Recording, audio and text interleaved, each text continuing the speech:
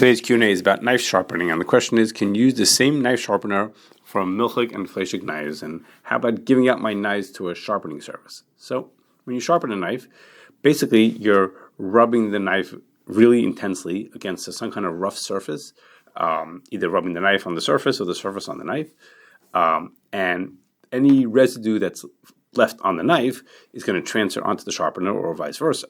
So if you want to use the same sharpener for both meat and dairy type knives, then what you have to do is you have to make sure that all knives, meat or dairy, both of them, are completely clean before you put them onto the sharpener. Which means is that if you sometimes sharpen knives when you're in the middle of using them, that means, like, let's say you just cut a piece of meat and it's not working so well, you might sharpen it while you're still using it while it's dirty, then you cannot use that sharpener for meat or both meat and dairy. You have to pick one because there might be residue that transfers from the knife onto the sharpener and then back onto the next knife. But if you only use your sharpener with clean knives, excuse me, things that are perfectly clean, then you could use the same one for milchigs or fleshigs or parv.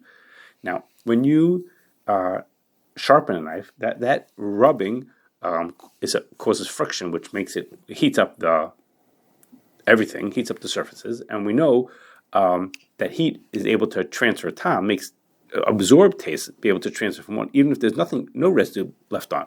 So why did I say that if it's perfectly clean, you can sharpen it? Why aren't we concerned that some of the heat of the friction heat that will cause time to transfer from the knife to the sharpener, and then from the sharpener back to the knife?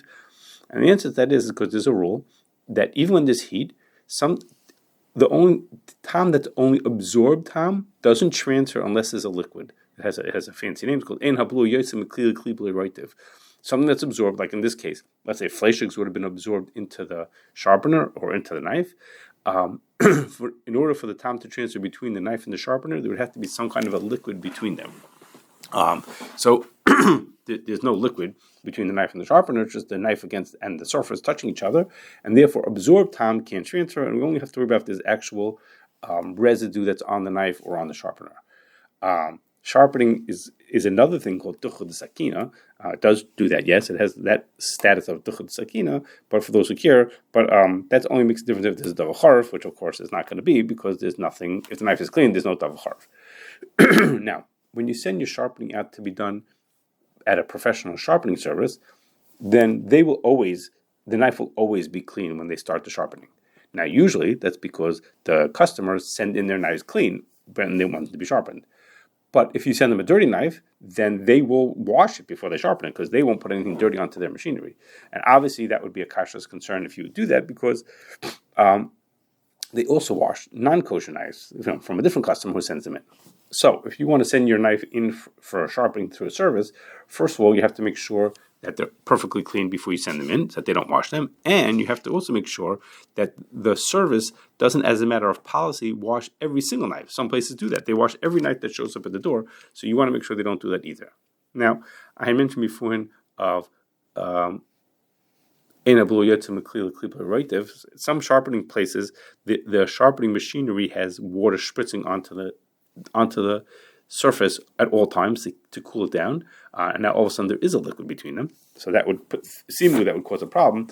But the good news is that when that happens, that water is meant to cool it down. In fact, which it does. So now all of a sudden it's no longer hot. So there might be liquid, but all of a sudden there's no more heat. So time will not transfer.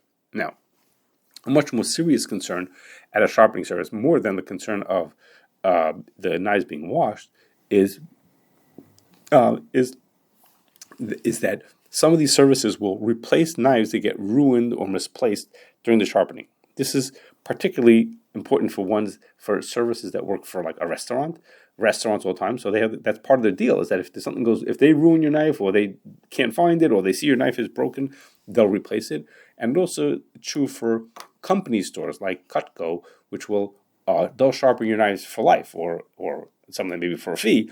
And again, it's a company store, so if there's something wrong with your knife, they'll replace it. Or if they damage your knife, they'll replace it. So over there, the concern is not just they might have washed your knife with the non-kosher knives, but here the concern is you might actually get someone else's knife, a non-kosher, a knife that was used truly for non-kosher, So in order to avoid that kind of concern, the restaurant or the consumer should mark their knives, drill a hole in it or put some stencil a name onto it or something, so that they can make sure that the knives that come back are the same knives that they left them, that they gave them.